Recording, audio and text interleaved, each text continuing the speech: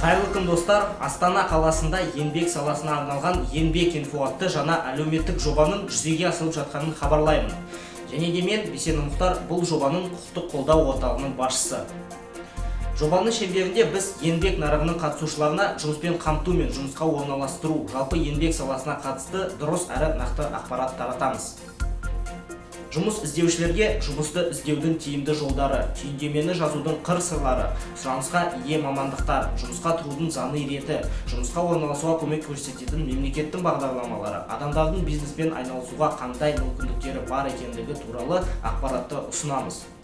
Сонымен қатар еліміздегі еңбек нарығындағы шешімін таба алмай жатқан мәселелер, бейресми түрде еңбек шартын жасаспай жұмыс жасау, одан туындайтын жұмыскерлердің құқықтарының бұзылуы сияқты маңызды мәселелерді ескеріп, оларды шешу мен олардың алдын алу үшін біз жұмыс іздеушілерге, жұмыскерлерге, жұмыс берушілерге еңбек заңнамасының маңызды тұстарын түсіндіретін боламыз. Сіздердің қандай құқықтарға ие екендеріңізді, ол құқықтарыңыздың бұзылмау үшін нені ескеру керектігі, олар бұзылса қайда барып шағымдану, оны шешудің басқа да жолдары туралы айтатын боламыз. Сонымен қатар жұмыскерлерге біліктілігін көтерудің жолдары, тегін қайта оқу жайында, еңбек саласындағы мемлекеттік органдардың құзыреттілігі туралы жан-жақты мәліметті қамтамасыз етеміз.